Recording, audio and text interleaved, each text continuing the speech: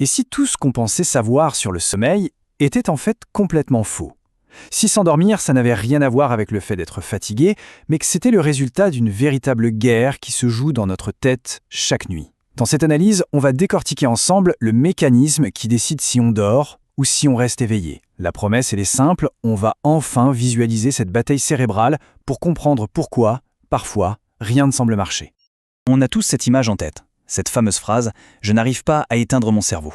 On s'imagine que pour s'endormir, il suffit d'appuyer sur un interrupteur off, un peu comme on coupe le contact d'une voiture. Mais en réalité, ce qui se passe dans le cerveau, c'est tout le contraire. Pour dormir, le cerveau ne s'éteint pas passivement. Non, il allume activement un autre système, un système dont le seul but est d'imposer le silence. Ce n'est pas un simple interrupteur, c'est un véritable coup d'état. Alors, plongeons ensemble au-delà de ce mythe du cerveau off. On va découvrir ce qui se trame vraiment là-haut. Le sommeil, ce n'est pas une absence d'activité, c'est une prise de contrôle. Pour bien visualiser ce combat, imaginez une sorte de balance à bascule dans le cerveau. D'un côté, on a l'équipe sommeil. Ces joueurs stars, ce sont le VLPO, le GABA et la mélatonine. Leur mission, neutraliser activement l'éveil. Et de l'autre côté, on a l'équipe éveil, avec ses propres champions, l'histamine, l'orexine. Eux, leur job, c'est de nous maintenir en alerte. Pour s'endormir, le but du jeu n'est pas de faire le vide, mais bien de faire pencher cette balance du bon côté. Alors, l'insomnie dans tout ça, c'est quoi? Eh bien, c'est très simple, la balance est complètement coincée. L'équipe éveil gagne la partie en permanence, elle cloue l'équipe sommeil au sol. Et pour ça, il y a deux scénarios possibles. Premier cas de figure, l'équipe sommeil est trop faible, elle manque de force. C'est ce qu'on appelle un défaut d'inhibition. Deuxième scénario, l'équipe éveil est survoltée. Elle est devenue trop puissante, elle pèse beaucoup trop lourd sur la balance. Ça, c'est un excès d'activation. Mais d'ailleurs, comment cette bataille démarre-t-elle chaque soir? Ok, analysons maintenant cette fameuse balance d'un peu plus près. On va voir en détail les deux forces qui s'affrontent et surtout quel est le signal qui donne le coup d'envoi du match. La bataille ne commence jamais au hasard. Elle est déclenchée par un signal que tout le monde connaît, l'obscurité. Dès que nos yeux arrêtent de percevoir de la lumière, un message est envoyé à une toute petite glande, la glande pinéale. Et en réponse, elle libère le premier soldat de l'équipe sommeil, un messager chimique absolument crucial, la mélatonine. Sa mission, préparer le terrain pour l'offensive générale. Pour bien comprendre le rôle de la mélatonine, je vous propose l'analogie du gardien de jour. Le chef de notre horloge interne s'appelle le noyau suprachiasmatique, ou SCN. Tant qu'il y a de la lumière, il passe son temps à crier à tout le cerveau « c'est le jour, on reste éveillé ». Il est infatigable. Eh bien la mélatonine, c'est tout simplement le bâillon de ce gardien. Quand la nuit tombe, elle est libérée, elle vient se fixer sur le SCN et elle le force à se taire. Une fois que ce gardien est bâillonné, l'offensive du sommeil peut enfin commencer. Cette première étape est vraiment fondamentale. Il faut bien comprendre que la mélatonine ne fait pas dormir directement. Elle donne le top départ, le signal que la nuit est là et elle neutralise le gardien de jour. C'est ce qui permet aux vraies forces du sommeil d'entrer en scène. Une fois que le SCN est silencieux, le véritable chef d'orchestre de l'équipe sommeil entre en action. Retenez bien ce nom, le noyau ventrolatéral préoptique, ou VLPO. Son rôle est à la fois simple et essentiel, c'est lui l'interrupteur off de notre état de conscience. C'est lui qui va activement éteindre la lumière dans le cerveau. Mais comment il s'y prend? Il utilise une arme chimique, l'inhibiteur le plus puissant du cerveau, le GABA. Le mécanisme se déroule en 4 étapes. Premièrement, le VLPO, qui n'est plus bloqué par le gardien de jour, s'active. Deuxièmement, il se met à libérer du GABA en masse.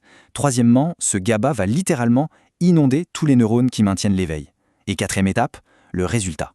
Toute l'activité de l'équipe éveil est anesthésiée. La balance penche enfin et lourdement du côté du sommeil. Voilà, on a le mécanisme central. Le cerveau ne tombe pas de sommeil. Il est activement endormi par le VLPO et son déluge de GABA. Mais attention, l'équipe d'en face, elle, ne se laisse pas faire aussi facilement. En face du VLPO, l'équipe éveil a ses propres poids lourds, principalement l'histamine et l'orexine. Et leur mission est double et très agressive. D'abord, ils stimulent directement le cortex pour nous maintenir conscients et alertes. Ensuite, et c'est ça le point crucial, ils s'attaquent directement au VLPO pour l'empêcher d'appuyer sur son interrupteur off. C'est une véritable attaque sur 2 fronts. Ce qui est fascinant, c'est que ce système est conçu comme un interrupteur flip-flop. C'est binaire. Il ne peut être que dans un état ou dans l'autre. Il n'y a pas d'entre-deux. C'est pour cette raison qu'on est soit complètement réveillé, soit en train de dormir. Quand l'équipe sommeil gagne, le VLPO écrase l'équipe éveil. Mais quand l'équipe éveil gagne, l'orexine et l'histamine écrasent le VLPO. C'est une inhibition mutuelle. L'un des deux doit dominer l'autre. L'insomnie, finalement, c'est quand le système reste bloqué en position éveil. Cette contre-attaque de l'éveil est donc la clé pour comprendre pourquoi il est si difficile de se forcer à dormir. Le combat est bien réel et les forces qui nous maintiennent en alerte sont vraiment redoutables. Bon, si on résume tout ça, on peut maintenant distinguer clairement les deux grands visages de l'insomnie. D'un côté, on a le type 1, le défaut d'inhibition. Là, le problème, c'est qu'il n'y a pas assez de mélatonine ou de GABA, l'équipe sommeil est trop faible, le VLPO n'arrive pas à imposer le silence. L'analogie, ce serait une voiture qui n'a plus de frein. De l'autre côté, on a le type 2, l'excès d'activation. Ici, il y a beaucoup trop d'histamine ou d'orexine. L'équipe éveil est surpuissante et elle écrase le VLPO. L'analogie, ce serait un moteur bloqué à plein régime.